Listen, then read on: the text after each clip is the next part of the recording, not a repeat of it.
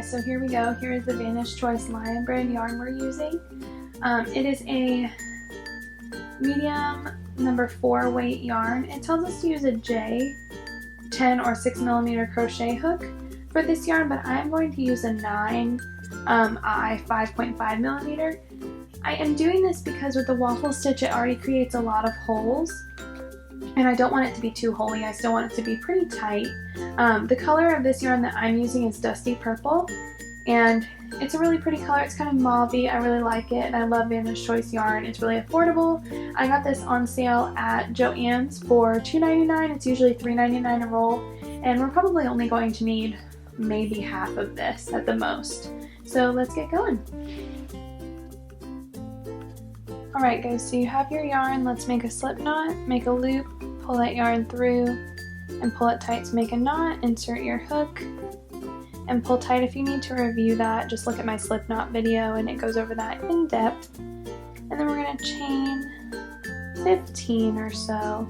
You can adjust this beginning chain depending on how thin or thick you want the band to be going around your head, because this is going to determine our width. So that's 15 chains.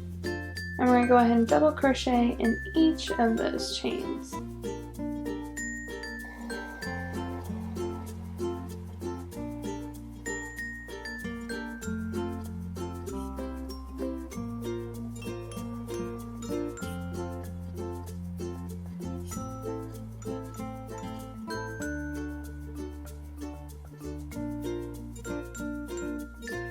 And our last double crochet. So this is how that line of double crochet should be looking. Nice and even, nice and flat. Very simple. Okay, so you have that line of double crochet, and we're going to chain 2, 1, 2. We're going to turn our work so that we're always working from right to left. And we're going to do our row A of our waffle stitch, which is going to start with a front post double crochet. So we're going to be working off of this first double crochet here.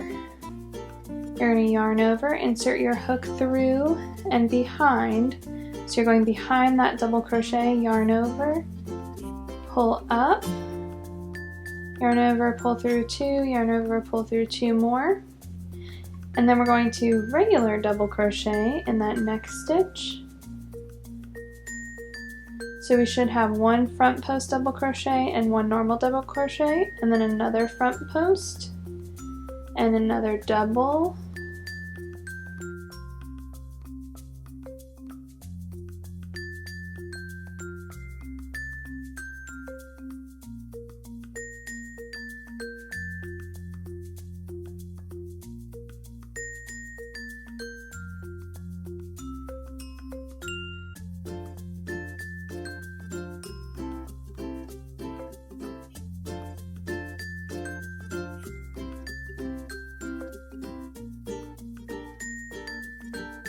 So row A is going to finish on a front post double crochet on this last one here.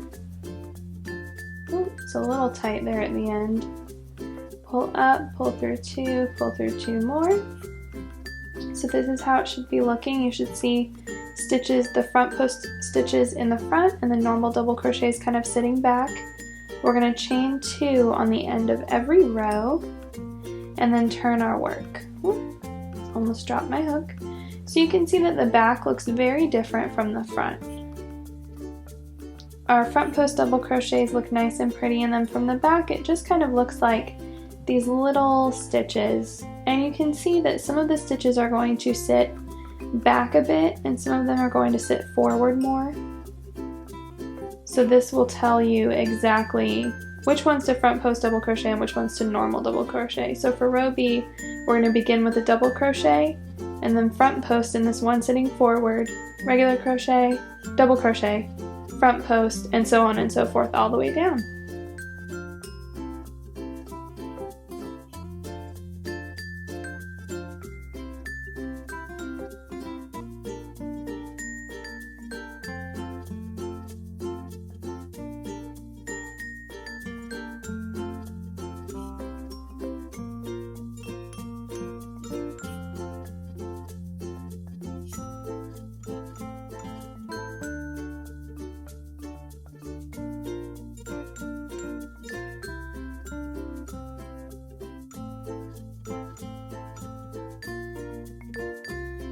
This waffle stitch comes out very thick and very warm, so it's perfect for our little ear warmer that we're making. On row B, we're going to finish with our regular double crochet. So that's our last stitch, but we have this chain 2 hanging out over here on the end. So we're going to add a double crochet to stack on top of the chain 2. So all we do is yarn over, we're going to insert our hook right where that chain 2 is, pull up, yarn over, pull through 2, yarn over, pull through 2 more. And now we can see that that double crochet is stacking on top of our chain. We're going to chain 2 more, just like at the end of row A, turn our work, and then we're going to complete row A once again. So we're going to start with a front post double crochet, and if you look, you can see that we have one sitting forward, one sitting back, one sitting forward, one sitting back. So the forward ones we're going to do a front post double crochet with. So we're going to keep going with this, just A, B, back and forth until it is the desired length that you want it. I have my dimensions on the actual pattern on my blog, so if you want to follow that, you are more than welcome to. But if you're making it for, you know, your daughter or your niece or someone that might not have the same size head that I do, it's definitely safe to kind of try it on and measure it and see exactly how it fits before we continue once we're done with this portion of it. Just keep going with rows A and B, and every so often kind of hold it up to your head, wrap it around, see how close you are to it meeting in the front or in the back. Once it kind of is coming together where it meets and it's snug enough but not too snug and you feel like finishing it off, go ahead and continue with this video and I will show you exactly how to finish it.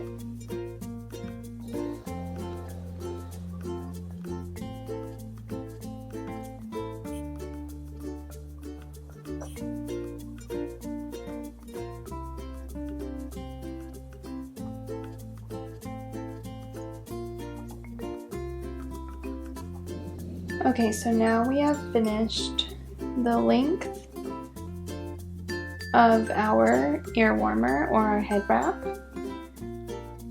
And I'll have below the link to my blog with the pattern, and you'll be able to see exactly how many rows I did. I did quite a few, but I just kept going and measuring it around my head to see how long I wanted it and how snugly I would like it fit. The best way to go about it, I think, is just to kind of see for yourself. So now we're just going to join these ends. So we did our last stitch, and I only did a chain 1 instead of a chain 2 because we're going to do some single crochets to join this. So grab that other end, match it up. It doesn't have to be exact, but match the ends where they're nice and even. We're going to take our working yarn and we're going to insert it into that very first stitch and then into the first stitch from the beginning chain. Yarn over, pull up. This may be a little tight. Yarn over, pull through both of those. So that's a single crochet. And we're going to do that all the way down. You may have to maneuver your work a little to be able to get in there and make sure that you're matching everything up as you go. You don't want to skip a stitch on either of these ends because it'll wind up being crooked and uneven. And you will definitely be able to see that when the work is finished.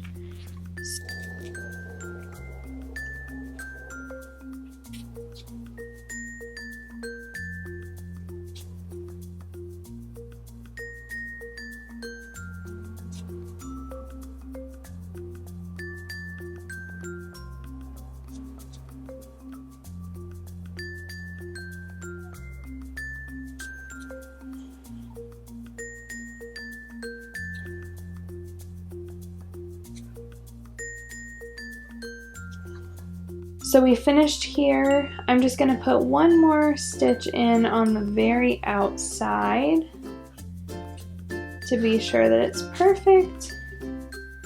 So you're going to want to cut it with a couple of inches just for sewing in those ends.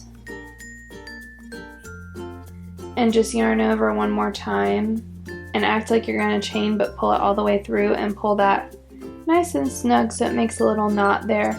I usually loop it around and make a knot one more time just to be sure that it's nice and secure. So you can see the little knot there, but once you sew those ends in, you won't really be able to tell. So we're going to turn this inside out, and you can see the seam there and see the way the rest of it's looking. I like to pull it this way a little and just kind of stretch it out, get it a bit more relaxed looking so it's not so stiff.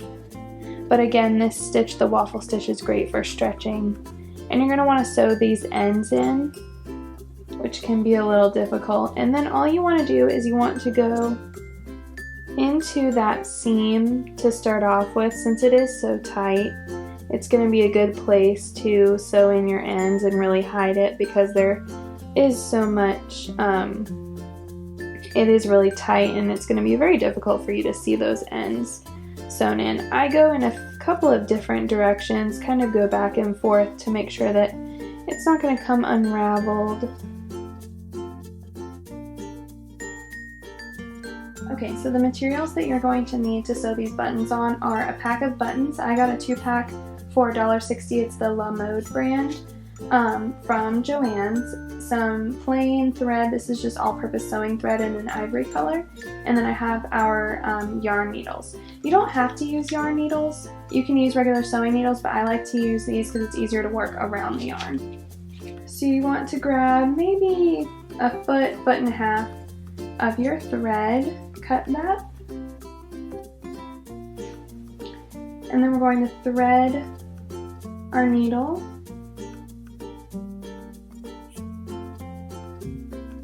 grab your button, so you have your button and your thread. I already did the first button here, so basically just look at where your seam is that we join the two ends together and flip that over. So your seam is in the back, and I just kind of go not quite to the end, but just, you know, maybe a row of stitches or two in from the end, and do your buttons over a line of stitches. Don't do them too close together. I like to spread them out a little bit, but I wouldn't put them on either ends either. Just kind of size it up however you want to do it.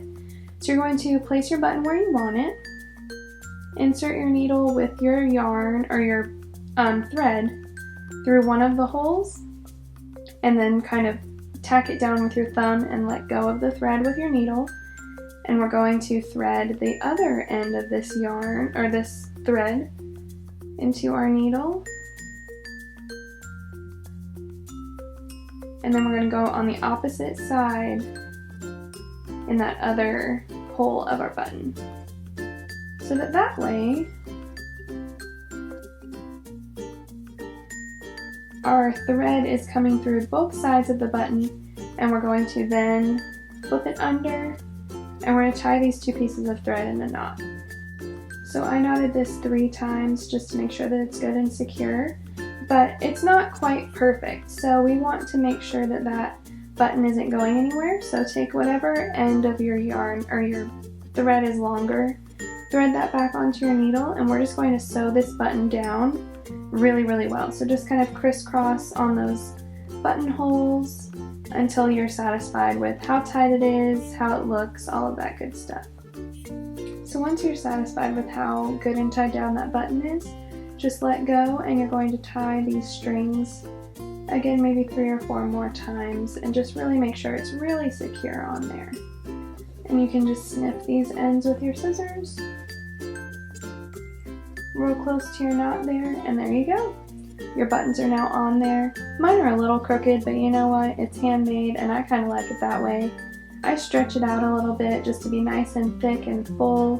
Make sure that seam always goes in the back, and you are done. I hope you love this ear warmer, guys.